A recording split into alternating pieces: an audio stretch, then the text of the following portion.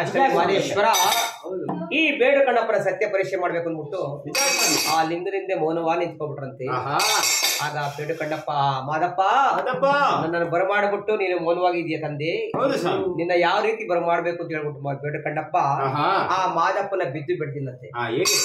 ಮಾತಾಡು ಮಾತಾಡು ಲಿಂಗವೇ, ಮಾತಾಡು ಮಹಾದೇವನ ಲಿಂಗವೇ, ಮಾತಾಡದೆ ಮೇಲೆ ನಾ ತಾಳಲಾರೆ, ಮಾತಾಡು ಮಹಾದೇವನ ಲಿಂಗವೇ, ಮಾತಾಡು ಮಾತಾಡು ಲಿಂಗವೇ, ಮಾತಾಡು ಮಹಾದೇವನ ಲಿಂಗವೇ, ಮಾತಾಡದಿದ್ದ ಮೇಲೆ ನಾ ತಾಳಲಾರೆ, ಮಾತಾಡು ಮಹಾದೇವನ ಲಿಂಗವೇ.